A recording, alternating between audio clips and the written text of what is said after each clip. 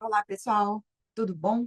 Eu sou a Grazi Gadia, sou artista plástica e professora de artes para autistas. Estou muito honrada de estar aqui com você. Nossa agenda não permitiu, mas não vai faltar oportunidade para a gente estar junto. Eu vim aqui hoje falar como as artes plásticas, em especial, podem e ajudam a desenvolver habilidades dentro desse universo de pessoas com autismo, sejam eles nível 1, 2, 3, sejam eles crianças ou adultos. E, além disso, ajudam muito as famílias a se empoderar e a ter perspectiva.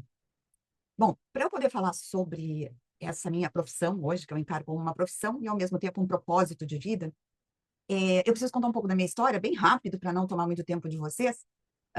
Eu migrei para os Estados Unidos quando eu tinha 45 anos, quando eu casei com o Dr. Gadia, aqui na Flórida, numa cidade bucólica, né, não urbana, e eu acostumada a morar numa cidade urbana. Porto Alegre não é grande, mas é uma cidade onde eu me criei, onde estavam minhas raízes, e como gaúcha, eu nunca tinha pensado em sair da minha terra, né? Mas me apaixonei e vim, não me arrependo, né? Mas quando cheguei aqui, eu tive que me dedicar um pouco para arrumar as melancias nesse caminhão. Era uma família misturada. E nesse meio tempo, eu fiquei um pouco sem um norte, né? Assim, eu acho que eu perdi um pouco a minha identidade. Por quê? Assim, meio perdida, né? Ao mesmo tempo que isso aconteceu, eu tinha bastante coisa para fazer, né? Eu tinha meus filhos para cuidar, tinha casa para arrumar, porque aqui não tem empregada, já digo de primeira, né? E ao mesmo tempo, o que que eu conheci?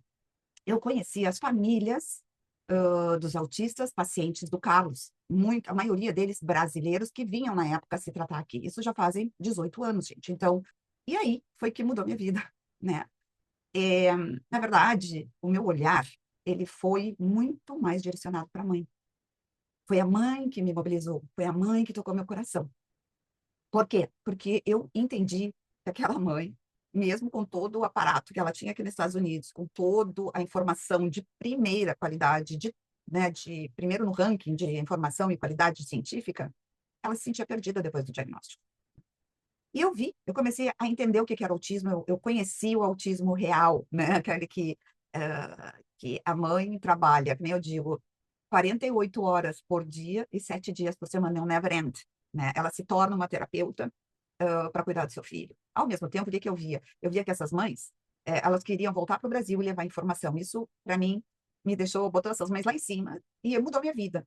Aí eu comecei a pintar, porque eu sou artista plástica, era o tempo que eu tinha, era o que eu podia fazer, eu adoro pintar. E a minha arte ganhou um propósito. Eu comecei a falar dessas mães, do nível de superação que elas tinham, o quanto elas eram legais e bacanas de não querer ficar só para elas aquela informação. A maioria voltava para o Brasil e fazia os seus projetos.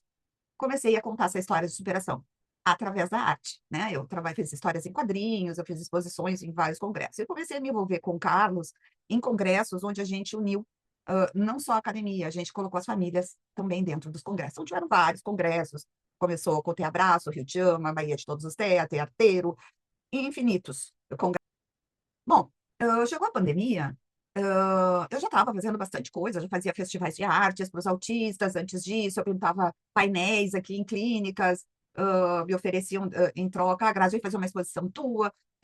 Quando eu entrava em alguma exposição aqui de artes, eu trouxe, na verdade, um autista para participar comigo, que foi o Nicolas Brito. Inclusive, ele ganhou um prêmio aqui, foi super agraciado, e foi muito bacana isso para o Nicolas, né? E os festivais rolando, tudo online, gente. Eu fazia tudo daqui dos Estados Unidos, sempre conectada com o Brasil. Sempre tive muito apoio do Carlos, isso é importante dizer, se não fosse ele, nada teria acontecido. Bom, eu já tinha colocado as mães lá em cima, porque ninguém olhava para essa mãe, ninguém falava com ela, só se importavam com o filho e essa mãe ficava aqui, né?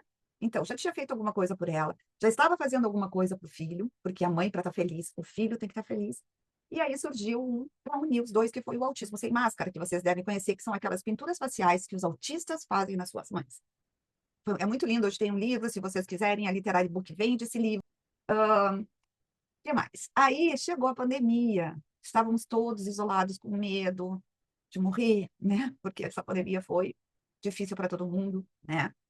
E aí eu resolvi estudar, porque eu tinha uma vontade de fazer um curso de artes para autistas, só que para eu me sentir segura, eu queria ter o conhecimento. E eu fui fazer o curso de RBT, para poder começar a fazer um trabalho online, porque na época nós estávamos todos isolados. Eu criei o curso, né? Eu criei um método muito particular, mas baseado nessa informação que eu tive nesse curso de RBT, que é baseado na ciência ABA. mas a gente sempre precisa ter uma motivação e um impulso, assim, né, para tocar a gente. E aí, a minha maior motivação foi uma autista, a Jessie Blue, que vocês devem conhecer, né? Por quê?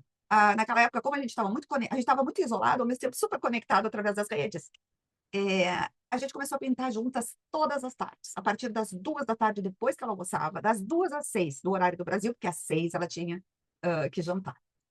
Eu comecei a dar dicas, né? Porque ela tinha um hiperfoco muito grande. Ela só pintava arco-íris e árvores, né? Muito difícil sair disso. E a fala dela, assim, outro hiperfoco dela era a Cici. Então, eu passei várias tardes conhecendo toda a história da Cici, e ela pintava arco-íris e árvores. Até que um dia eu disse, Jess, tu pinta tão bem, vamos tentar fazer uma coisa diferente? Vamos ver o que a gente pode fazer. Então, olha esse teu traço aqui, olha aquilo ali. Ela começou a trabalhar elementos diferentes na arte dela.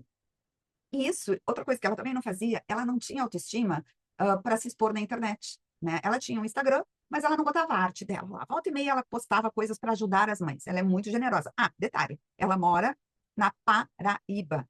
E eu vi que ela mora na Paraíba, no interior da Paraíba, e eu moro aqui na Flórida, Estados Unidos, né? Passávamos as tardes assim, ela me ajudava com o meu medo, eu ajudava com ela. E a coisa foi surgindo, surgiu o curso. Lancei o curso e comecei a dar aula para a maioria eram crianças e adolescentes, né? E eu fui desenvolvendo uma maneira de me comunicar com eles através dessa tela aqui, né? Fechar esse início e começar já a falar da minha expertise, que é dar aulas de artes online. Tá? Eu adoro dar aula presencial, acho que tem uma conexão muito diferente, mas a minha expertise é dar aula online, né? E assim foi. O que eu criei, gente? A primeira coisa que eu faço é uma anamnese, tá bom? A primeira coisa, uma anamnese bem científica, que foi uma BCBA que me ensinou a fazer. Essa é uma entrevista, geralmente, com a mãe que eu faço, né? E ali eu busco todas as informações que eu preciso, desde os dados demográficos, a idade, o nome, hiperfoco, o que ela faz em termos de terapia, diagnóstico, medicação, mas eu deixo essa conversa muito leve, porque naquele momento a mãe também está afim de conversar, colocar suas ansiedades, e eu quero entender por que ela está procurando a Grazi Gadia para fazer uma aula de artes, né, gente? Qual a expectativa que aquela mãe, que aquela criança tem? Por quê? Porque existe hoje um boom das artes, né? Hoje, depois de quantos anos de trabalho, né? Mas hoje a arte do autista está sendo muito procurada. Às vezes nem sempre valorizada como deve, mas está todo mundo querendo ter um artista para fazer uma estampa, como a Jess, por exemplo, hoje é conectada com algumas empresas que ela faz estampas, outros exposições, outros chegam no Max Mion, que é, claro, o grande sonho de todos, mas não é esse o objetivo. Entende, gente? O principal objetivo das aulas de artes para os autistas que o Arts and Arts dá é para desenvolver o ser humano, é para desenvolver as habilidades que ele tem, tanto na parte social e também no talento, se ele tiver, ou fazer com que ele tenha alguma atividade que dê prazer para ele, né? Que eu acho que é falar, o reforçador eu uso muito, né? Eu uso muito no início, e por quê? O reforçador que eu digo não, o hiperfoco, tá? Porque o hiperfoco é que vai fazer ele se motivar. Ele precisa de uma motivação para voltar na aula. E esse hiperfoco, por que ele é tão importante? E ele não é só importante para o autista, gente. O artista, é uma coisa muito importante de dizer para vocês, o artista pinta o que está no coração dele. Se ele não gosta daquilo que ele está fazendo, pintando, desenhando, criando, ele não vai conseguir desenvolver. Artista é coração, artista é o inconsciente. Artista gosta de pintar ou a sua tristeza, ou sua alegria, ou aquilo que toca o coração, flores, barcos, aviões. Coisa que é bem relevante é que a aula de artes, ela é estruturada assim, bem estruturada, ela tem uma rotina, mas ela tem que ser um respiro para esse aluno. Ou seja, ele tem que ter prazer no que ele está fazendo. O que é o respiro, né? O respiro é a gente se divertir, entendeu? Tem várias maneiras de se divertir. A gente pode contar piada, a gente pode cantar, né? A gente pode brincar, se fantasiar, né? E a arte, ela transforma, né? E uma das premissas da arte é a liberdade. Se tu não tem liberdade, tu não vai conseguir ser um artista, porque tu tem que deixar soltar, né? E por que que a arte funciona tanto com os autistas? Nem todos, mas com quem gosta, com quem tem uma habilidade latente, com quem tem alguma coisa que tu pode ver que é um dom. Por quê? Porque na arte, gente, tudo pode. Não existe certo ou errado. Não existe. A arte é o teu coração, é o que tu quer colocar naquele papel. Então, depois de 4 anos, 5 anos, nós temos uma comunidade de artistas autistas. Eles se falam, eles têm, se identificam um com o outro. Chega nas aulas coletivas que a gente faz, eu, no início, eu deixo eles falarem, porque eles estão com saudades, eles querem contar as novidades, né? E é muito bonito de ver, né? E depois, então, começa as regras, tem silêncio criativo, mas o que eu mais queria dizer dessa comunidade, e que para mim é um grande insight, os atípicos, eles precisam dos atípicos. Eles precisam de atípicos com a mesma, com que eles tenham empatia, que gostem da mesma coisa.